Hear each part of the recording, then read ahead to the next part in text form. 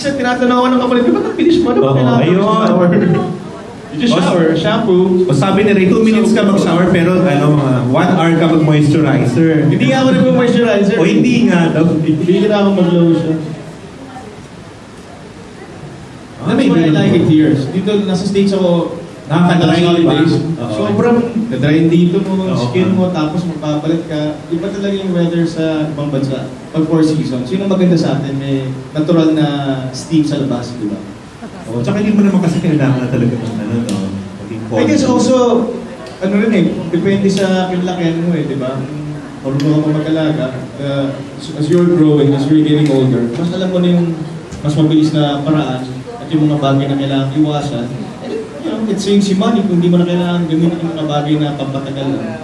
Oo. So hindi ka talaga vain. Even sa face ba? Kasi may mga kilala tayong actor din, di ba, papabi? Pag tumatanda, medyo nagpapa-botox na. Hindi Ako, that's one thing I promised my friends. You know, I don't have anything against people that go under the needle, pero I want to see myself, you know, age, you know, without having to defy it. You know, siguro I would just defy it with the way I live my life.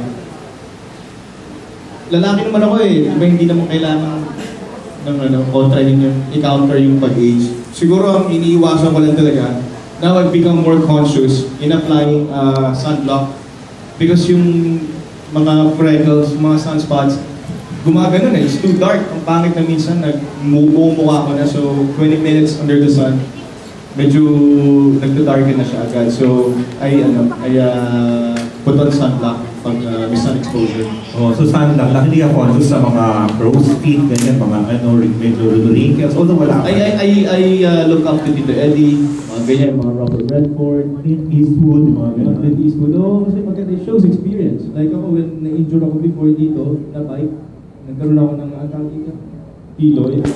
Tapos nawawala siya, nalulungkot ako kasi sabi, it shows, you know, what you've done. Battle scar, di ba? Kaya ang sarap tignan. Nalulungkot ka pa pag nawala ang kilo. Hindi naman, parang ganda niya kasi parang yung memory ka. Kasi wala naman akong tattoo, so... Okay, last na lang.